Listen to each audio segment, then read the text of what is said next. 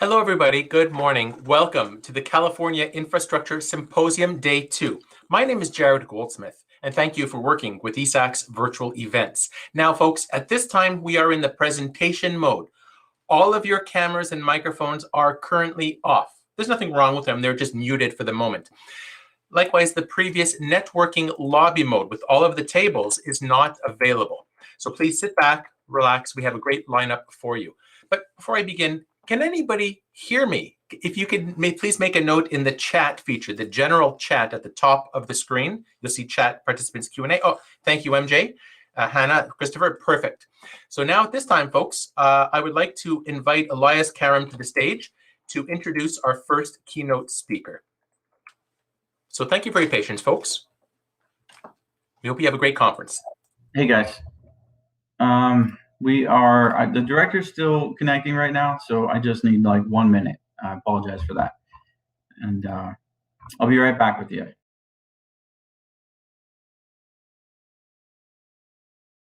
Oh, thank you, folks. I saw Director Toke's avatar show up. That's why we went to presentation mode at this time. But if it needs a few moments, so be it. Perhaps I could ask somebody from ASCE would like to come up on stage and say a few words of welcome, perhaps. Maybe Daniel, if that would be something you'd be interested, or one of your other directors.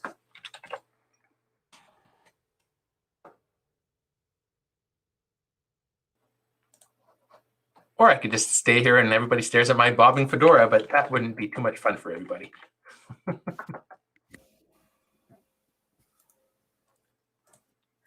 Well, good morning, everyone. Again, Dan Cronquist, chair of the event. Sorry for starting a bit late. These things happen when we're online, but I'm sure we'll be starting in just a few minutes. So I will stand in while Elias is working with Caltrans director. So hope you enjoyed yesterday's amazing event. We had some great keynote speakers. I was able to go back and forth and see a couple of transportation and water, and really enjoyed our panel discussion about ASCE. Oh, Elias, are we ready? Okay. Great. Well, I'm going to go off stage. Good luck. Okay, guys. The director is connected, and it should be showing up here. I saw him pop in and start the end. Excellent. We got it going. Okay, so anyway, the virtual world, right? All right, so let's just kick this off. I don't know if anybody did introduction, so I'm just going to start like there wasn't one. So good morning and welcome back to day number 2 of the California Infrastructure Symposium presented by the American Society of Civil Engineers, hosted by Region 9 and the Los Angeles section.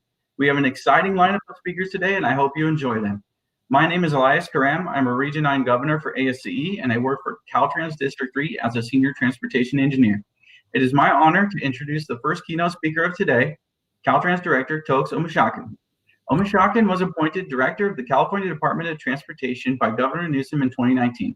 He manages a $15 billion budget and nearly 21,000 employees who oversee 50,000 lane miles of highways, 13,000 bridges, permit more than 400 public use airports, fund 3 of Amtrak's busiest intercity rail services, and support more than 200 transit agencies. Previously, he spent 8 years as Deputy Commissioner with the Tennessee Department of Transportation and served in the Nashville Mayor's Office. Omishakin is Chair of the Active Transportation Council for the American Association of State Highway and Transportation Officials and is an America Walks board member. As a Tennessee native, Omishakin and his wife have 2 children. He is completing a PhD in engineering management at University of Tennessee, Knoxville, has a master's degree in urban and regional planning from Jackson State University, and Bachelor of Arts in Engineering Technology from Mississippi Valley State University. As of December 2020, Omishakin joined ASCE and extended membership discounts to all Caltrans employees. Please welcome Director Tokes Omishakin. Thank you. Very good morning, everybody. Elias, great work by you to get me squared away and on. Normally, I am in the office to give presentations, but I had an issue come up and should be pretty adept at doing presentations remotely, but ran into some snafus here this morning. So appreciate everybody this morning, your patience as we try to to get uploaded and going this morning. So kudos to ASCE for all the work that you do in infrastructure and transportation for the state of California, and for in particular our staff at Caltrans. I know there are many public and private sector folks on board this morning who are heavily involved in ASCE, but in particular, grateful for all the things that you guys do for our team, specifically at Caltrans. And thank you for the invitation to bring Caltrans back again. I was with you in September. Glad to be back with you again this morning. So what I want to talk about a little bit this morning, some of this information may be familiar with you already. I may have talked about it before, but I want to sort of highlight where we are on provide a little bit of an update on where we are on some new items and some new issues, but just give a broader sense, a clearer sense of how important all of us, all of you listening, a broader sense of how important our work is.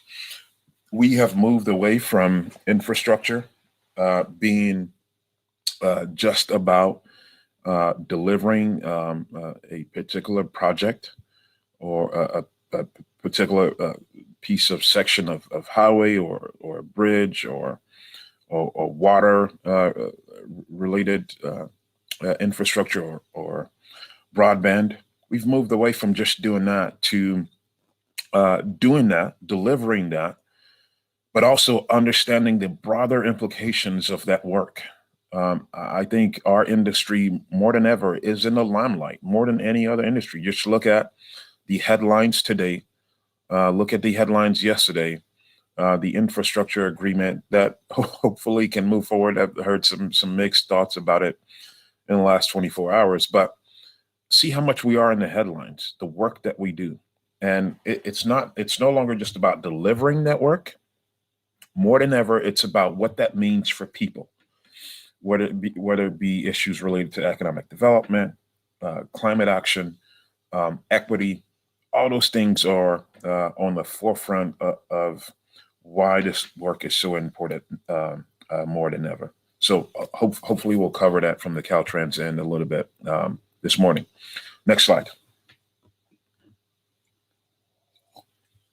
So mentioned equity already, but one thing that's pretty clear for us in the equity work that we are doing at Caltrans is the fact that we understand the past. We are trying to understand the past more than we have ever done it before. We're going through in the last year, I think, a heightened sense of wanting to understand what our work really means. And what it meant to people in the past, and trying to see today in the present today, trying to see how we can do a better job, because there's no doubt that there was a lot of positive that came out of the work that we did over the last 60 or 70 years to build what many people call the greatest public works project in the history of the world. But there were some, no doubt, downsides to that work. The fact that marginalized or underserved communities were marginalized even more, that we divided and gutted many communities. And so in the present, we are understanding that and trying to make sure that as we move forward into the future, we clearly right those wrongs. There's a Spaniard philosopher that says, he said, people who don't learn from history are doomed to repeat that history. His name is Jorge Santillana. People who don't learn from history are doomed to repeat that history. And so we know that there were some negative impacts to the work that we did in the past. There was a lot of positive, obviously. Well, let's correct that those missteps as we look into the future and create better access for people through the work that we do. Next slide.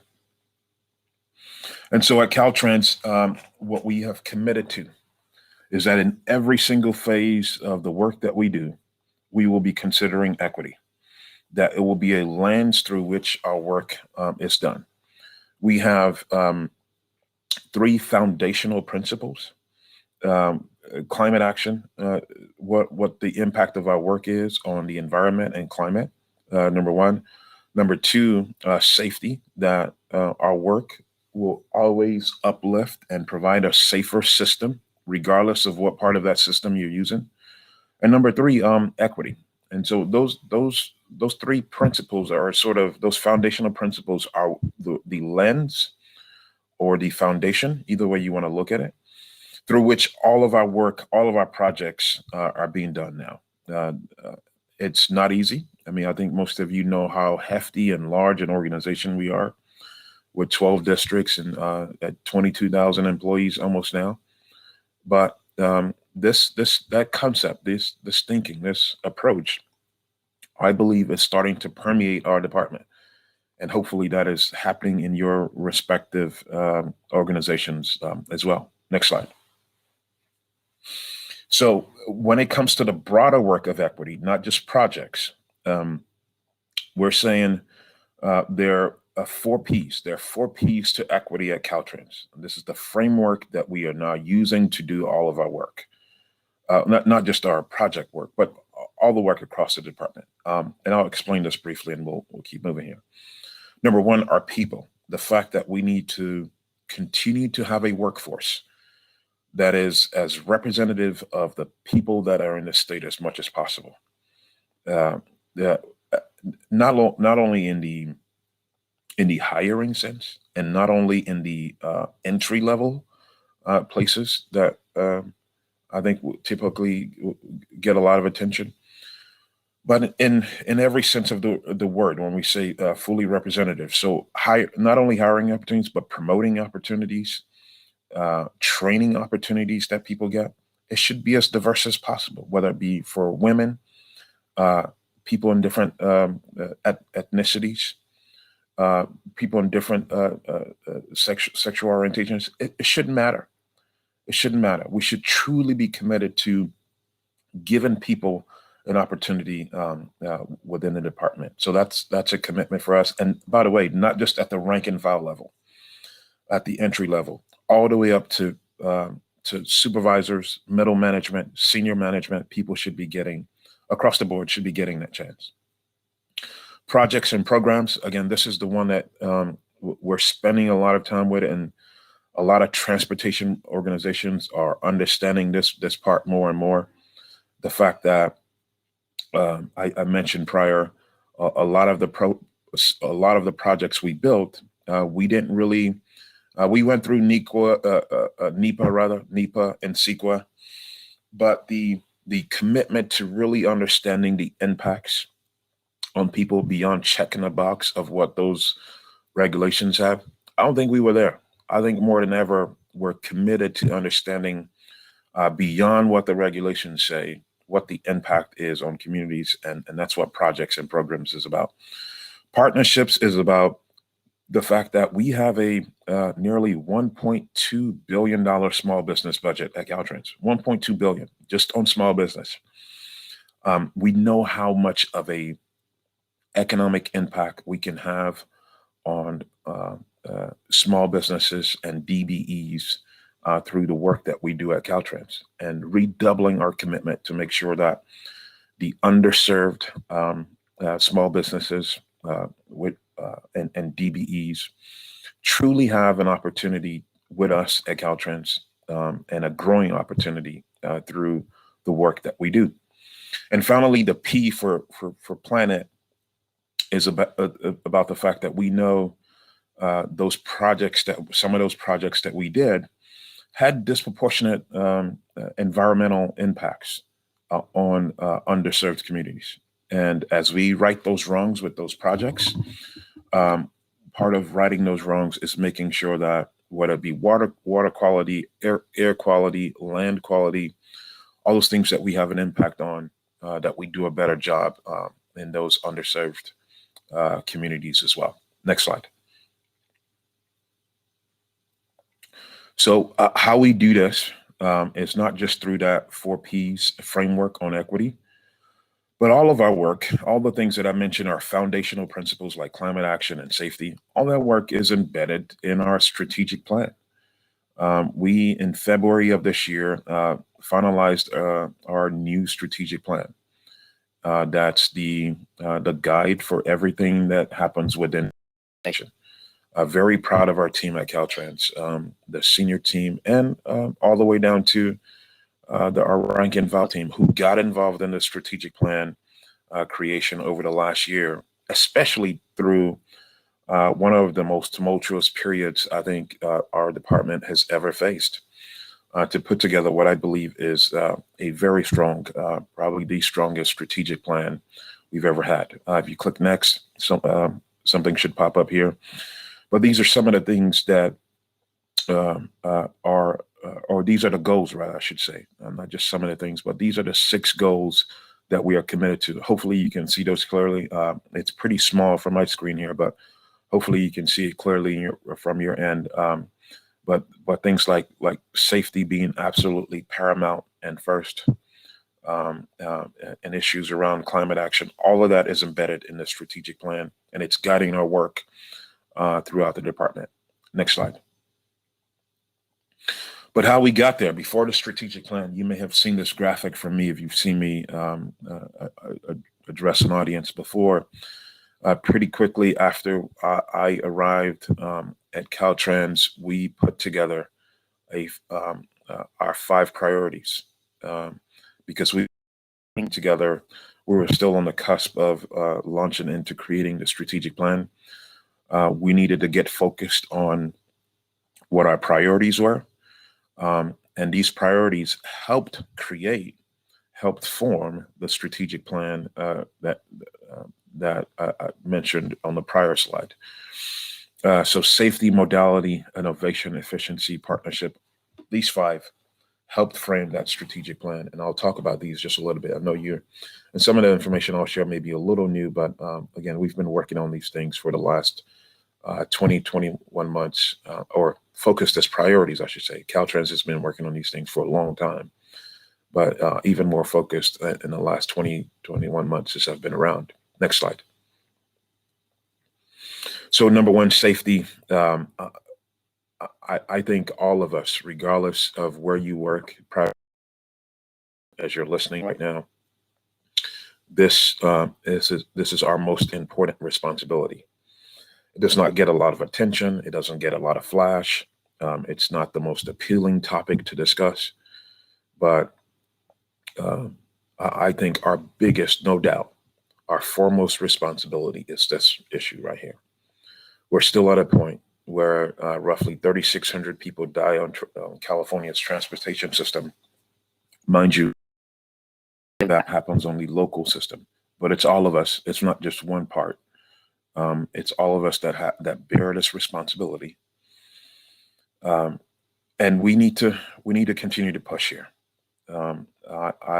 This year we decided to double down on a safe systems approach to see if it will help to start to change the numbers that we've been seeing trending in the wrong direction. And when I say trending in the wrong direction, fatalities across the country, not just in California, fatalities across the country were up 8%. 8% this last year in 2020. And the numbers obviously trending even more higher for vulnerable users of the system, people walking, biking, and trying to get access to transit. The numbers are going in a worse direction there.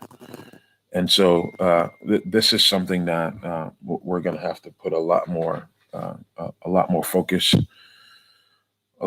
and attention on, because the comparison I like to make on safety, it's an unfortunate comparison, but the comparison is the country of England. England has a population of roughly 55 million people, 56 million people. California's population, roughly 40 million. We are at 3,700 fatalities a year. England, they're at 1,600. or right under 1,700. I think it's 1,650, I believe is roughly the number. So less than half of the fatalities that we have, and they're, have a population that's, 16, 17 million more people. And sure, their VMT obviously is a lot less because they have a more robust multimodal transportation system, but it's no excuse for us. It's no excuse for us to say, we can't get there. We are committed to zero deaths. It's a lofty thought and concept and idea, but that's absolutely the way we have to look at this. We can't normalize the challenges we have, the numbers that we're seeing in this area. And I'm hoping the safe systems approach that we're committing ourselves to gets us more dividends in saving lives in this area. Next slide. Modality as a priority, just to touch on this a little bit. Caltrans has a rich history of being a leader in this space, long history. But I'm excited about the fact that we are seeing room for even more growth here. Since I've been around, we've been looking at policy issues. We've been looking at funding issues, because funding obviously very key here, to grow ourselves even more in this area, because we truly know the impacts of going in this direction, doing more in this direction, whether it be economic, whether it be environmental, whether it be health, whether it be safety, whether it be congestion, whether it be environment, climate. All those things are right there. So you invest here. Governor Newsom, through his budget proposal, proposed $500 million, $500 million, more than has ever been proposed in the history of the state in general fund money to do more active transportation projects. Now, that hasn't been finalized yet, but that just shows, again, the level of interest and commitment from CalSTA Secretary David Kim and his team, the work that they've been doing with CAPTI and our team at Caltrans as well. We're more than ever committed through all the programs, policies, and funding to double down on growing multimodal transportation, because we know it's a linchpin to truly improving the quality of life in the state. Next slide. So part of that multimodal commitment that gets overlooked sometimes is the fact that we can't continue to look to expanding our transportation system by widening the travel lanes and widening or adding, I should say, not just widening, but adding new travel lanes to the system. The fact that if we have to add a travel lane, which should be an absolute last option, more than likely it should be towards some kind of management. Caltrans has taken a back seat in this area over the years. We haven't been leaders on managed lanes and pricing, but it's a new day. It's a new day. This particular part of improving mobility and improving the system is something that Caltrans is paying a lot of attention to and more engaged in. Our district director in 12, Ryan Chamberlain, and many of our other district directors are paying a lot of attention to this and moving forward plans and engaging many partners on how to grow our managed lane systems. And Caltrans is a part of this, is a player in this particular area, because again, if you look at your screen there, we see the benefits, the clear benefits to becoming more involved in managed lanes solutions. And one of those benefits more specifically, and I mentioned how climate action is one of our foundational principles that we do all of our work through. a part of why modality and part of why modality and managed lanes are so important is this particular graphic. I think you probably have seen this a million times and know this already, but 40% of the GHG in the state comes from the transportation sector, more than any other sector. If you dig even deeper into these numbers, if you're not familiar with this, if you dig deeper, that number actually goes up to 50% when you account for oil production that is mostly used by the transportation sector. It goes up to above 50%. So we know what the largest culprit is for many of the environmental challenges in the state. Look no further than the industry that we oversee. So we have to buckle down on this part. Also, by the way, 29% is the number at the federal level of GHG coming from the transportation sector. In California, again, 41%. So more than most other states. I think Texas comes close at like maybe 35% or some number in that range. But California, the highest challenge or the biggest challenge we'd face when it comes to climate issues is the fact that our transportation sector is the biggest emitter and polluter. Next slide.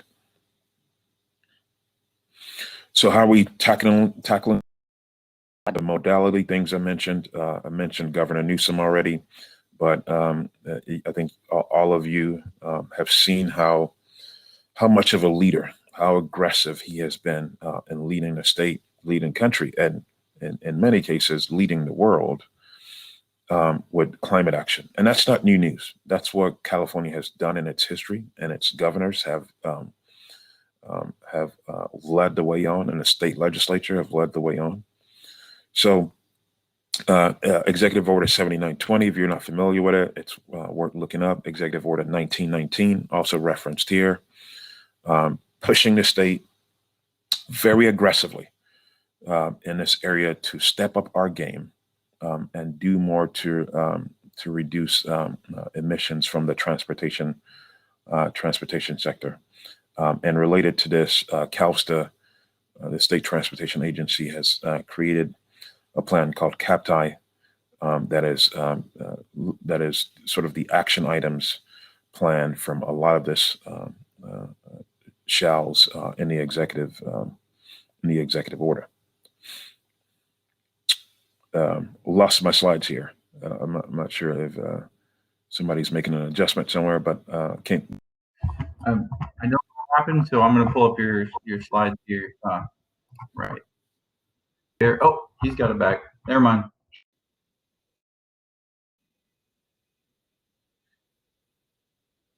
Okay. Yeah, it's back on. Next slide.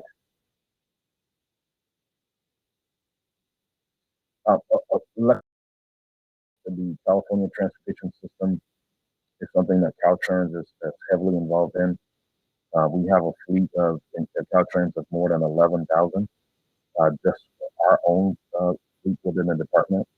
But we're not just focused on this part of electrifying the transportation system. We obviously play a key role in putting infrastructure on the state's transportation system to support electric vehicles by putting charging infrastructure on the highway system, on the transportation.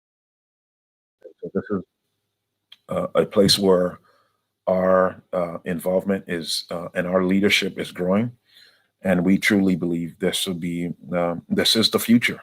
An electrified system is absolutely the future. It is not a panacea for a lot of the transportation challenges we face, but no doubt a major part of the improving the transportation system overall into the future. Next slide. Innovation is another one of the priorities. I believe our state is the innovation capital of this country. but of the world. I truly believe that. And I think you will agree as well when you think about the fact that Apple, Google, Tesla, Uber, Lyft, all these entities are right here in our backyard, and are leading essentially change the world, whether or communications or technology. And I think Caltrans should be at some point be in that same breath.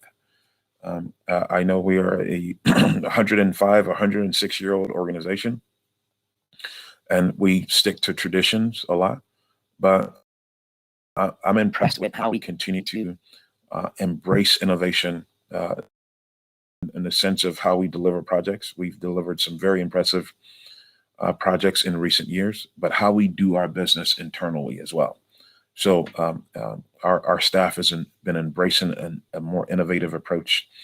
Again, not just about the $40-50 million project that's delivered outside, but how we interact and do our work and taking healthy risk within the organization. Next slide. And part of this is through connected and autonomous vehicles, how we've been a leader in this space for many years. One of our departments, one of our divisions, DRISI, the division over research, they've been leaders in this space. California has been a leader in this space since the early 1990s in working with OEMs to get us and the rest of the country from level 0, a level of V2I connection to level 4s and 5s, the places that we're headed in the future in this place. And I think we all know what the potential benefits are in this space. I think we need to be mindful of the equity related implications of some of this work, but whether it be safety improvements, congestion management improvements, air quality improvements, about the potential here. And Caltrans, again, is leading the way here in engaging researchers and OEMs on this work. Next slide. Just a few more. We'll turn over to Q&A real quick. I know we got started a little late. Efficiencies is the fourth of those priorities. We're a large organization. Our budget's actually more in the $16 billion range.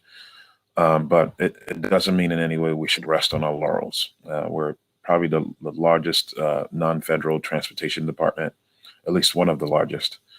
And we have a vast responsibility with the budget we have. And efficiencies are a core part of how we need to if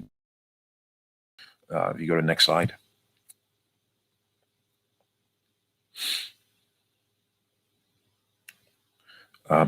Through SB1, that is 4 years old this year. Time flies. SB1 required that there be $100 million in efficiencies or savings, if you will, identified through our work each year. And every year since 2017, we've exceeded that $100 million goal or requirement. And you can hear the most recent numbers, 340 million. So tripling that expectation of us. And this is where innovation and efficiencies sort of link up and create an atmosphere that we continue to deliver for people in the state more than in a more creative way than we ever have before. I'm really proud of our team and the work that they continue to do in identifying these efficiencies. Next slide. Finally, partnerships. I don't think we can have any success at Caltrans, any success, without truly developing relationships and partnerships with the people we serve and organizations like yours out there, whether you be your local government, regional government, county government. That's where the success lies, is creating partnerships to get to the intended outcome. State DOTs have a tradition sometimes of being pretty independent because they have the most money and all the revenue and a big staff, and we just kind of go do our thing. But I don't think that's the way we get to true success. I mean, you can deliver a project, but true success, meaning that whatever the project is or whatever the policy is making a positive difference for people, means that we've listened, that we've engaged intently, and that's how we get the outcomes that have those meanings and all those key that we're hoping for. So partnerships is something that we're doubling down on in our commitment to within the department, and I hope you are seeing that. Not that we're perfect at these things yet, but I hope that you're seeing our commitment as a team in this. Next slide.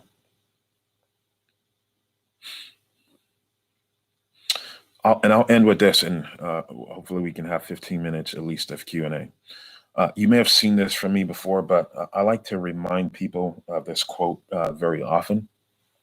And this quote, and I'll read it here in a second, is I found it 7 or 8 years now, if I can recall correctly.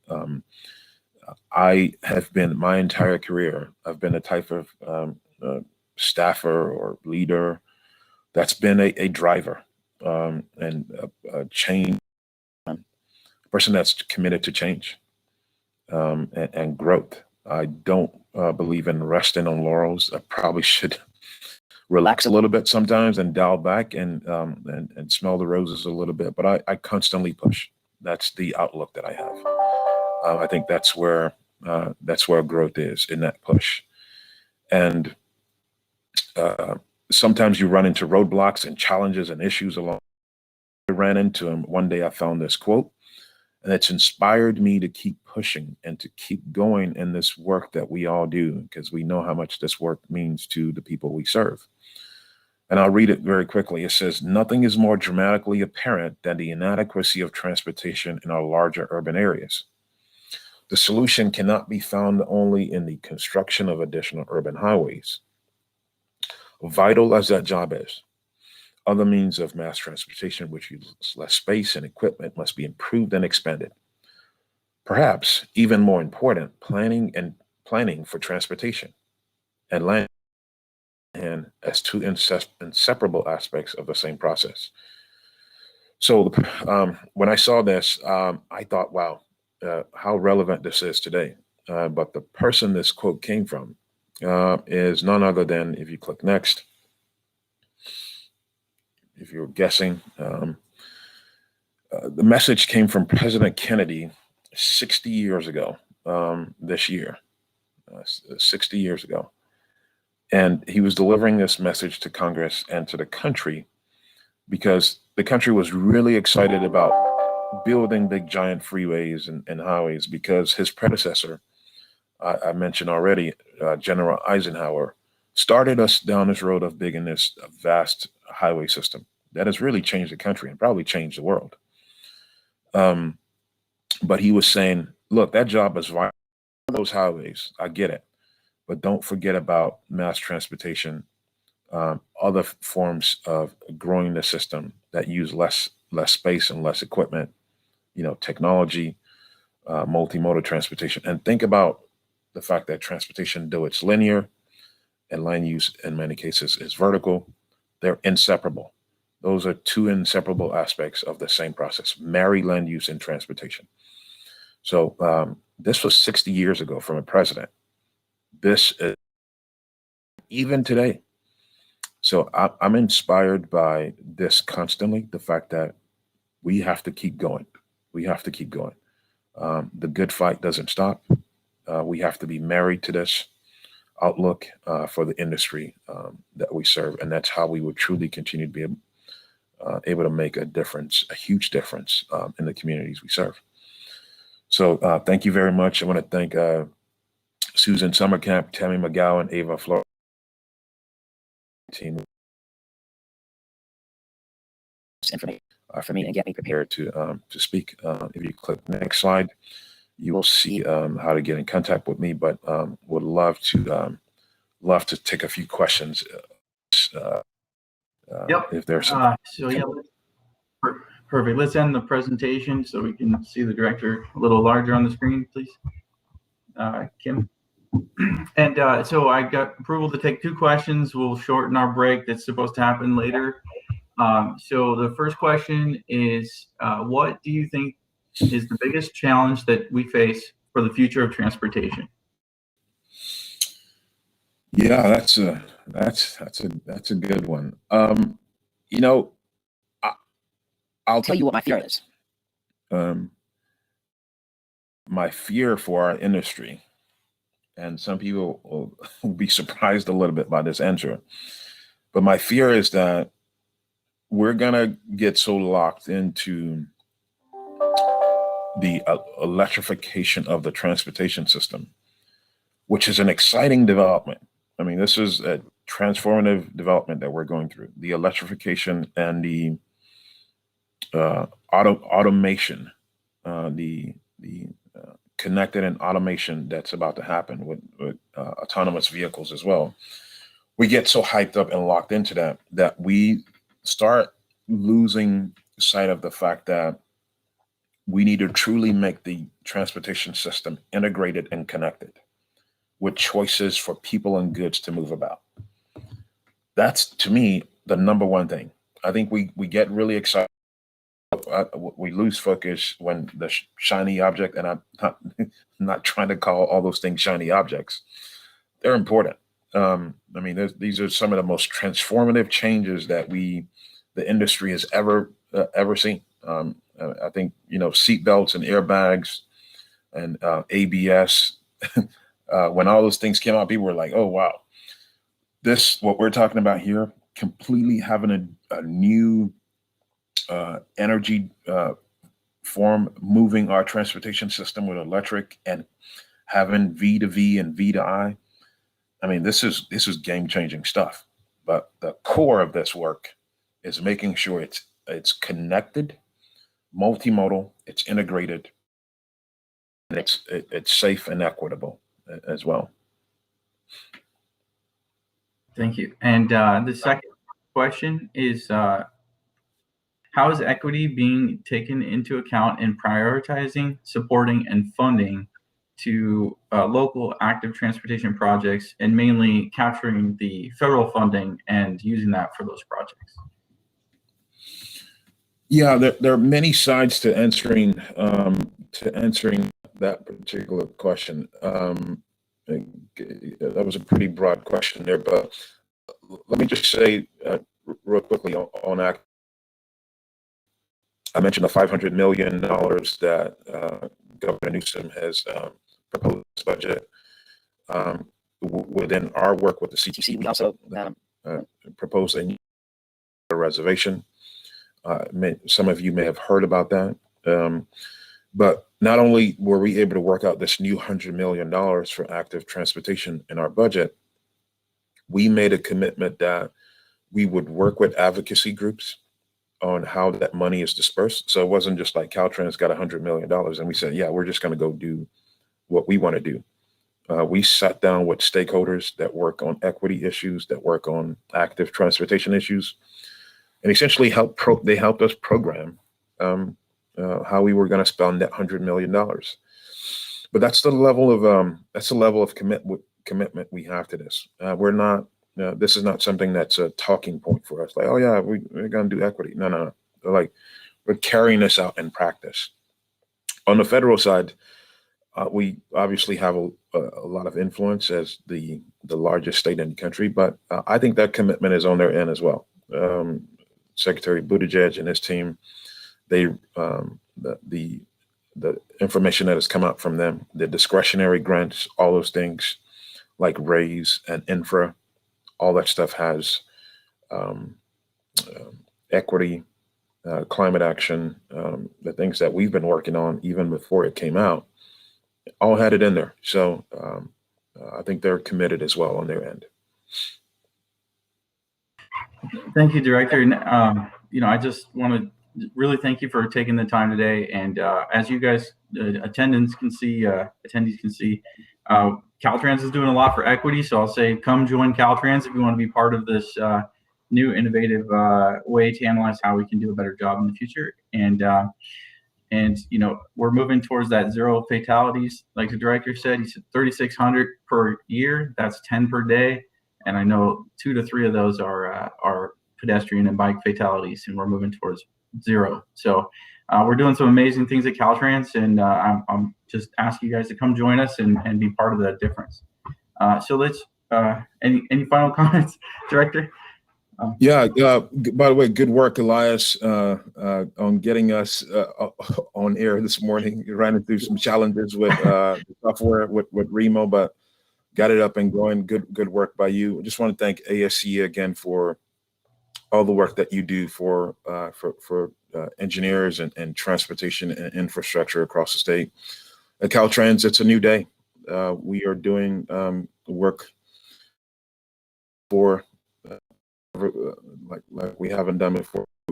We're not only focused on delivering projects, embracing more than ever the true implications of what that work means for people that we serve. So glad, Elias, you're part of our team, and so many other folks as well. Look forward to the continued work in partnership. Thank you. Thank you.